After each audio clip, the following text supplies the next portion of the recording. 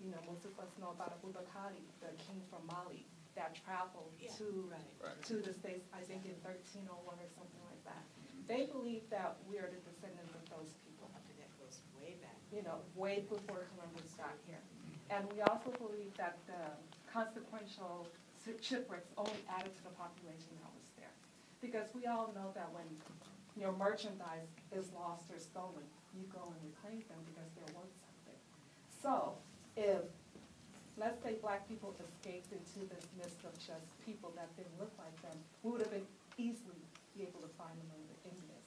But because we were already mixed, it was hard for them to distinguish between the black Caribs, red Caribs, yellow Caribs, because that's what they called us, black, yellow, red. And the way that when they decided to exile the people, and I get a little bit emotional, because if you see me as Dr. Gill, and if you see my son is lighter than Dr. Gill. What they did was they chose, going by the color of your skin. If you were your color, you're a black Carib. You're Dr. Gill's color and my son's color, you're staying. You know, so they just separated families by the color of their skin. And I remember when me and Dr. Gill met, reacquainted in 2005. It was at the first Garrison Fort.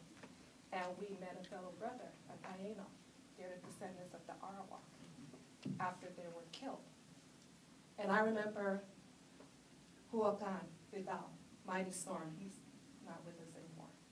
And he told us that in their land, that they were forbidden to speak their language. They would tell them, if you speak your language, we will cut out your tongue. And they would show examples of them cutting people's tongue out. So when you are traumatized with that knowledge, that if you speak your language, if you are who you are, the essence of who you are, that you know who you are, and the only way you can survive is to hide who you are. For 200 plus years, that's what they did in St. Vincent. That's what our Caribs and Arawak people, Taino people did throughout South America.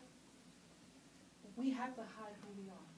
When we reunited in 2005, the Tainos and the Caribs from St. Vincent, we looked at each other and we said, we thought you were dead. Because they told them in St. Vincent that that's who we were exiled. They told them we were dead. And we believed that we were the only Garifuna survivors in Central America. The Tainos thought, oh God, we thought you were dead. And we told the Tainos we thought you were dead too. They're our cousins.